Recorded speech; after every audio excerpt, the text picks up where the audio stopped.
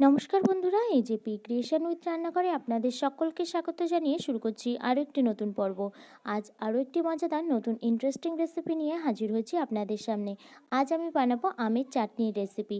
চলুন তাহলে আর বেশি কথা না বাড়িয়ে রেসিপিটি শুরু করা যাক। রেসিপিটি শুরু করার আগে প্রত্যেকবারের মতো আপনাদের কাছে একটাই অনুরোধ, ভিডিওটা একটু স্কিপ না করে প্রথম থেকে শেষ পর্যন্ত দেখতে থাকুন এবং রেসিপিটি ভালো লাগলে অবশ্যই একটা লাইক করে চ্যানেলটিকে সাবস্ক্রাইব করে রাখার অনুরোধ রইল।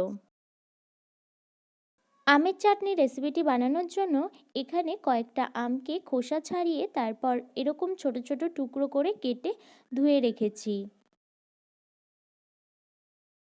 আমের চাটনি রেসিপিটি বানানোর জন্য আমি এখানে প্রথমে কড়াই গরম হতে বসিয়ে দিয়েছিলাম, একটা মশলা বানিয়ে নেব। তো এখানে কড়াইটা গরম হয়ে গেছে, আমি দিয়ে দিচ্ছি কিছু মৌরিটা একটু শুকনো খোলায় গরম করে নিতে হবে, গরম করে ভেজে নিতে হবে। যখন একটা সুগন্ধ বেরোবে এই মৌরিটা থেকে, তখন বুঝতে হবে যে মৌরিটা আমার কিন্তু ভেজে নেওয়া হয়ে গেছে। আমি এখানে শিলনোড়ায় নিয়ে নিয়েছি, শিলনোড়ায় গুঁড়ো করে নেব। ওটা নামিয়ে নিয়েই আমি এখানে কড়াইতে একটু জল বসিয়ে দিয়েছিলাম। জলটা এই পর্যায়ে দেখুন অনেকটা কিন্তু গরম হয়ে গেছে আর ফুটতে শুরু করেছে। এই পর্যায়ে কেটে ধুয়ে রাখা আমের টুকরোগুলো দিয়ে দেব, দিয়ে ভাপিয়ে নেব।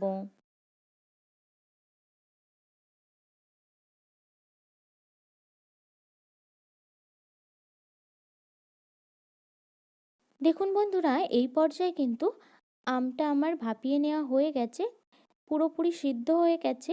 এই পর্যায়ে কিন্তু জল ঝরিয়ে নামিয়ে নেব। এই পর্যায়ে আমের টুকরোগুলো কিন্তু আমি জল ঝরিয়ে নামিয়ে নিয়েছি। এবার এটাকে ঠান্ডা হতে দেব। আর এখানে চাটনিটা বানানোর জন্য কড়াইতে সামান্য একটু তেল গরম হতে বসিয়ে দিয়েছি। এই পর্যায়ে তেলটা আমার গরম হয়ে গেছে, দিয়ে দিচ্ছি কালো সর্ষে। কালো সর্ষেটা ফোড়ন দেওয়ার পরই আমগুলোকে দিয়ে দেব। দিয়ে দিচ্ছি স্বাদ মতো নুন।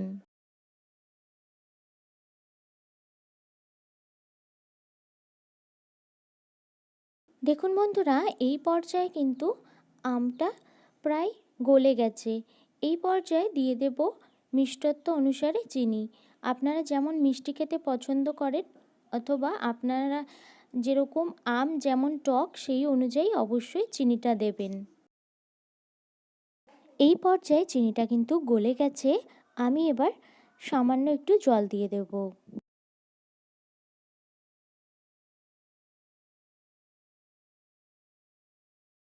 এই পর্যায়ে আমের চাটনিটা কিন্তু আমার রেডি হয়ে গেছে। আমি অনেক সময় ধরে ফুটিয়ে নিয়েছি জলটা দেওয়ার পর, তারপর এখানে দিয়ে দিচ্ছি মৌরি গুঁড়োটা। তারপর আমি এখানে নামিয়ে নেব ভালোভাবে মিশিয়ে। আমের চাটনিটা কিন্তু আমার রেডি হয়ে গেছে, আমি নামিয়ে নিয়েছি। আমার এই আমের চাটনির রেসিপিটি যদি আপনাদের ভালো লেগে থাকে তাহলে অবশ্যই একটা লাইক করে দেবেন এবং কমেন্টের মাধ্যমে জানাবেন আমার এই রেসিপিটি আপনাদের কাছে কেমন লেগেছে, এবং বেশি বেশি করে শেয়ার করে আমার পাশে থাকবেন, আমাকে আরও উৎসাহিত করবেন।